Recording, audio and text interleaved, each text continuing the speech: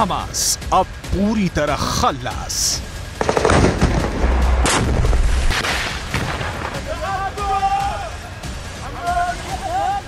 इस्माइल हानिया और Yahya Sinwar की मौत हमास के ताबूत पर आखिरी कील साबित होगी, क्योंकि हानिया और सिनवार खत्म तो हमास खत्म। और हमास की 2 एंड की तारीख अब तय हो चुकी है।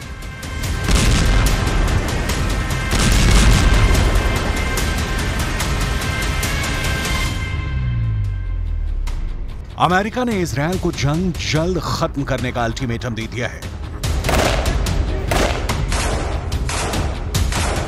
नेतन्याहू ने बता दिया है कि हमास का आखिरी लड़ाका किस दिन मौत के घाट उतारा जाएगा। इजरायल ताल ठोक कर कह रहा है कि बीते 2 महीने में वो हमास के करीब 7,000 लड़ाकों को मौत की नींद सुला चुका है।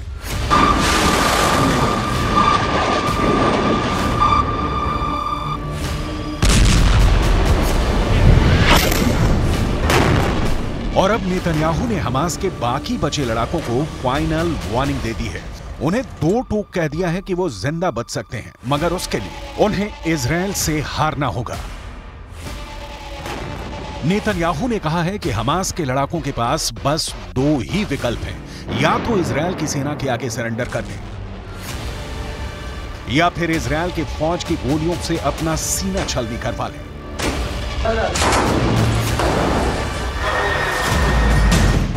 नेतन्याहू का कहना है कि हमास के सैकड़ों लड़ाके इजरायल के चंगुल में हैं। वो या तो इजरायल की सेना के आगे आत्मसमर्पण कर चुके हैं, या फिर इजरायल की फौज के हत्थे चढ़ चुके हैं।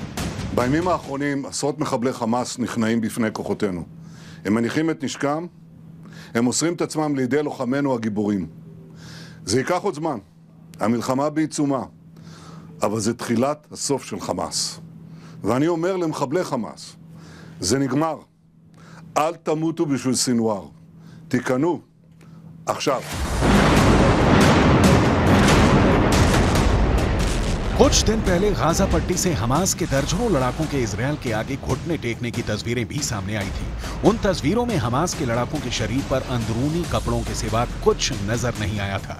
वीडियो में वो अपने हथियार फेंकते दिखे, मगर इस बार नेतन्याहू ने खुद अपने मुंह से हमास के लड़ाकों को धमकी दे डाली है कि अगर उन्होंने एक पल की भी देर की तो इस तरह अपनी जान बचाने का मौका भी नहीं मिलेगा।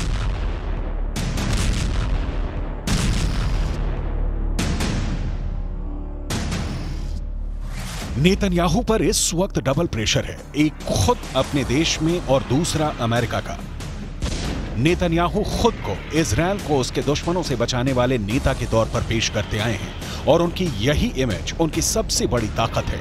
अपनी इसी छवि के दम पर वो लंबे वक्त तक इजरायल की सत्ता संभालने वाले प्रधानमंत्री बने हैं।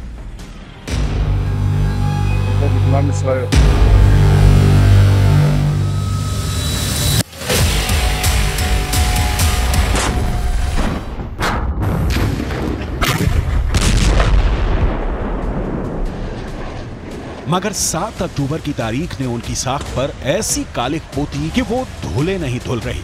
ऐसे में नेतन्याहू पर अपने देश में अपनी मजबूत नेता की छवि वापस खड़ी करने का दबाव है, और उसके लिए उन्हें हमास को जल्द से जल्द खत्म करना ही होगा।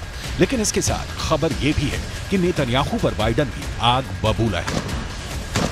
अमेरिकी मीडिया में खबर छाई हुई है कि अमेरिका ने इजराइल से साफ साफ कह दिया है कि अब उसके पास हमास से लड़ने के लिए ज्यादा वक्त नहीं बचा है, क्योंकि हर बीतते दिन के साथ अमेरिका पर अंतर्राष्ट्रीय दबाव बढ़ता जा रहा है। अमेरिका इस लड़ाई में इजरायल का खुलकर साथ दे रहा है, और गाजा पर इजरायल के ताबड़तोड़ हमलों में करीब 18,000 लोग मारे जा चुके हैं, जबकि 20 लाख से ज्यादा आबादी में लगभग 90% लोग अपने घर छोड़कर भाग चुके हैं।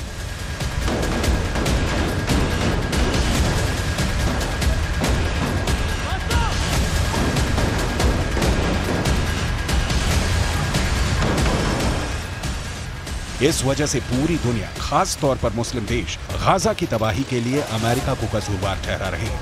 कहा जा रहा है कि इसलिए अमेरिका ने इजरायल को 2 टूक कह दिया है कि किसी भी सूरत में इसी महीने के आखिर तक युद्ध खत्म हो जाना चाहिए। मगर इजरायल अमेरिका से जनवरी तक की मोहलत मांग रहा है।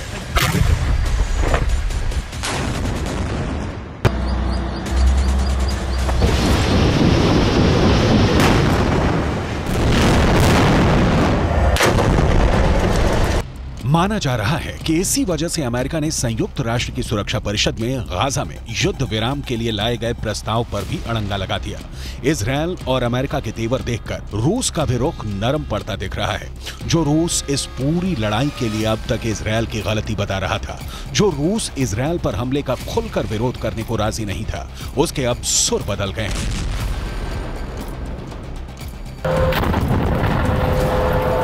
जो रूस हमास को अपना दोस्त कहता है, वो अब हमास से अपना पिंड छुड़ाता दिख रहा है। ऐसा इसलिए क्योंकि पहली बार रूस ने 7 अक्टूबर को हमास के इजरायल पर अटैक को आतंकी हमला माना है। रूस के विदेश मंत्री ने पश्चिम एशिया के देश कतर की राजधानी दोहा में एक कार्यक्रम में सरेआम कहा कि रूस इजरायल पर हमास के आतंकी हमले की निंदा करता है। Hamas committed terrorist attack on the 7th of October, which we condemned immediately. Hamas has a political branch which operates in Doha, and we have relations with this political branch, and we immediately got in touch with the people in Doha. रूस के विदेश मंत्री का बयान तो अहम है ही, उन्होंने बयान जिस दोहा शहर में दिया वो भी अहम है, क्योंकि कतर हमास नेताओं की पनाहगाह है और हमास का सबसे बड़ा नेता इस्माइल हानिया कतर की राजधानी दोहा में ही छिपा बैठा है। यानी रूस ने हमास के नेताओं को सीधा इशारा कर दिया है कि वो अपना प्लान बी तैयार कर लें, क्योंकि रूस उनकी कोई मदद नहीं करने वाला।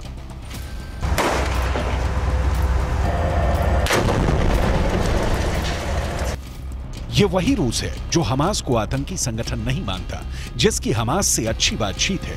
इतनी अच्छी बातचीत कि जंग शुरू होने के 20 दिन के अंदर रूस ने अपनी राजधानी मॉस्को में हमास के एक प्रतिनिधिमंडल की मेजबानी तक की थी। मगर अब इसी रूस ने कह दिया है कि वो तो बस हमास के नेताओं से बात करता है, हमास के लड़ाकों से उसका कोई लेना देना नहीं है।